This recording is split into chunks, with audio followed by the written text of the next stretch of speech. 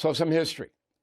As you know, I wrote the book Killing Jesus, which is the best historical account of what happened to the Nazarene as a man. No Bible, no religion, bang. So anti-Semitism began with the execution of Jesus in Jerusalem at the behest of the temple authorities, the Sanhedrin, who were Jews. They wanted Jesus dead. He was far too powerful. The Romans went along with it. Okay? Oh, then after Jesus was executed, the Christian theology developed.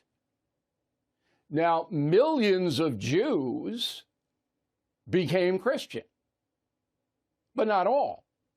So there were two separate religions, all right? Religious philosophies, let me put it that way. Christianity, Judaism. Some Christians blame the Jews for killing Jesus, their Savior. Now, that was wrong, because many Jews in Jerusalem loved Jesus.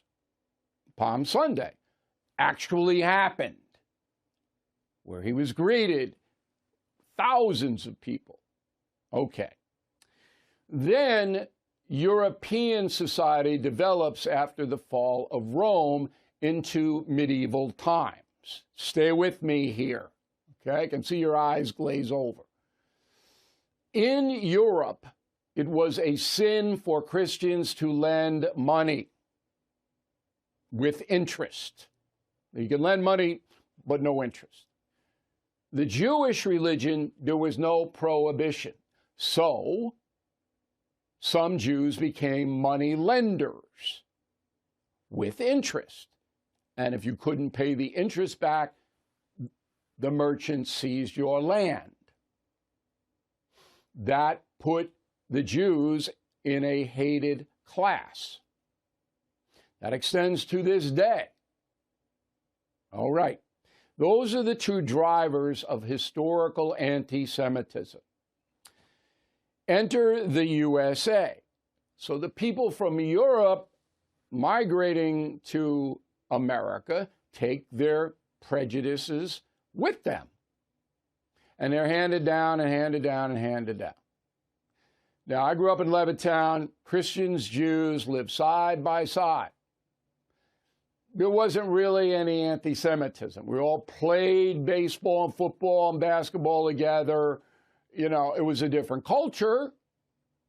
I went to Catholic school. My friends, some of them went to Hebrew school, but there was no strife, right? It just didn't happen.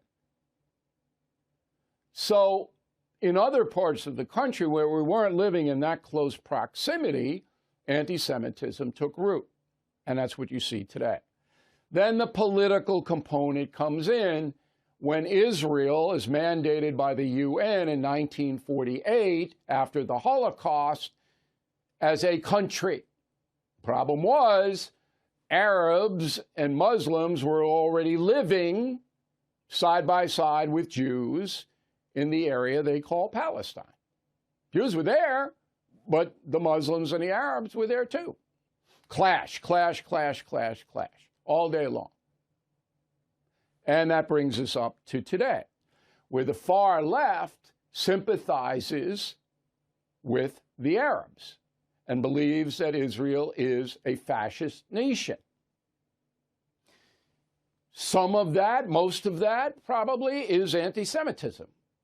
Some of it's political, but it's driven by the progressive far left in America. That's who you see screaming that Hamas is okay or justified or whatever crazy thing they're doing.